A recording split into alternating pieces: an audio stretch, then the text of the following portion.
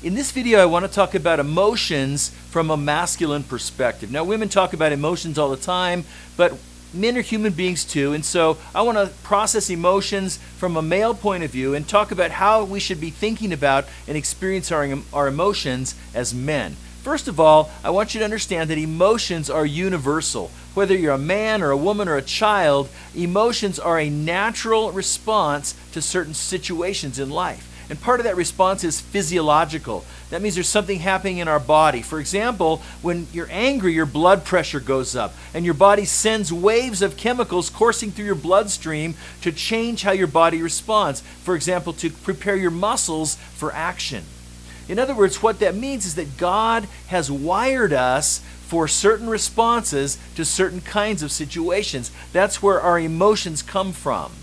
And so because of that, it's ridiculous to deny it or to pretend that they don't exist. They're simply part of what it means to be human. They're universal. Now, the second thing I want you to understand is that emotions have a purpose.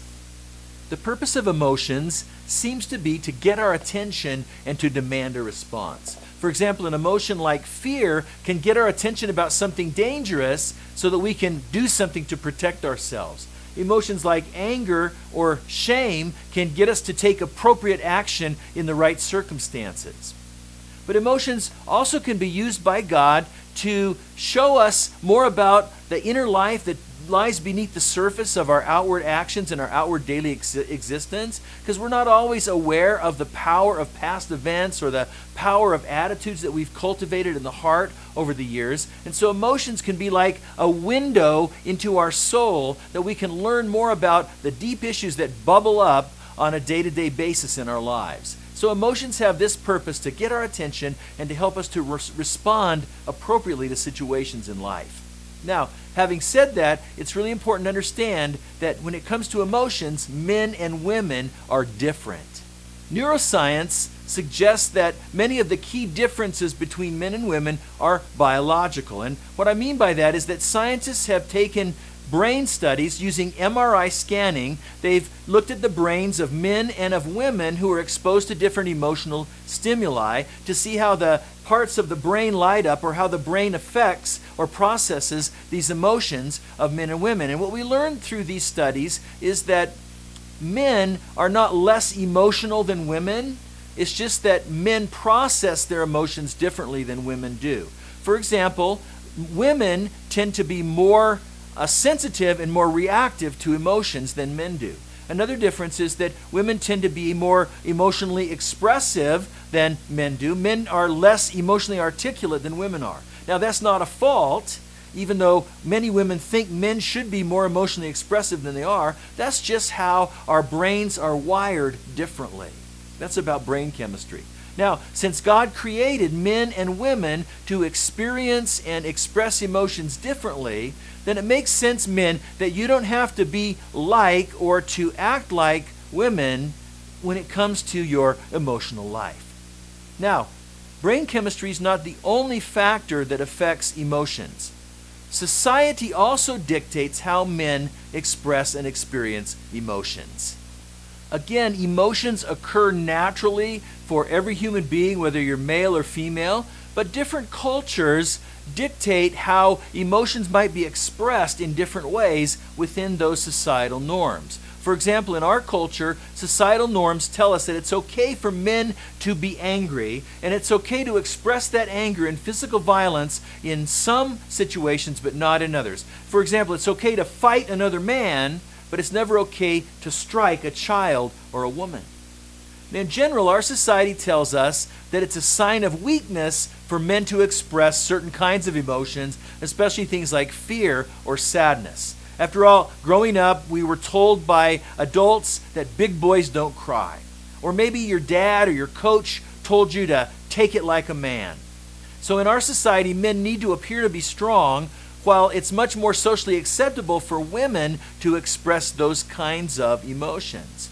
But if you're a Christian, you don't want to take your cue from society's norms, you want to take it from the Bible. And what we're going to see is that the Bible validates men's emotions. Let's start with the example of David in the Old Testament. David was a warrior king, and David was renowned for a number of courageous and heroic exploits. He killed animals, and he slayed giants, and he led his men into battle numerous times.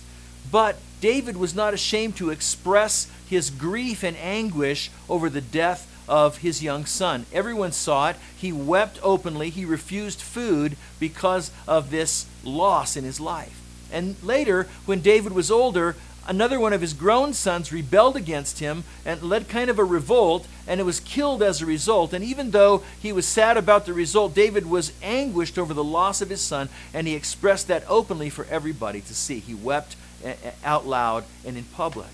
Now, in New Testament, we can look at the example of Jesus. Jesus experienced every kind of human emotion, joy, sadness, fear, all the rest. He also experienced anger, and we read about that in Matthew chapter 21. Jesus entered the temple courts and drove out all who were buying and selling there. He overturned the tables of the money changers and the benches of those selling doves. It is written, he said to them, "My house will be called a house of prayer, but you are making it a den of robbers." Now, by our cultural standards, that seems like a very manly expression of Jesus' emotions, to go in there and to throw the bad guys out and turn the tables over and to take justice for people who are being exploited. But another time in John chapter 11, Jesus wept openly in public over the death of a dear friend. So the Bible validates men's emotions of many different kinds. Now, with all of that information in the background, let's ask this last question. As men, what should we do with our emotions? First of all, don't stuff or deny your emotions. They're very real. In fact, they're part of who God created you to be. That men don't have to be women in order to feel and to express emotions. So let's be aware of our feelings and not pretend like they don't exist.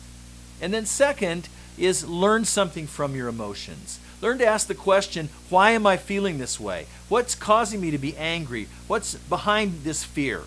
Because those kind of questions can help us to evaluate what's going on beneath the surface in our lives. And once you're more in tune with yourself, you can address those underlying issues in a healthy way. And then third, don't allow your emotions to dictate your choices. Yes, acknowledge what you're feeling, but then respond to those feelings in a way that honors God. So you choose to act on the basis of the truth, on the basis of God's word, rather than on the momentary impulse that is driven by that emotion. So again, men and women are very different. But that doesn't mean men don't have emotions. So let's learn to be honest about our emotions, but also to respond to them in a way that honors God.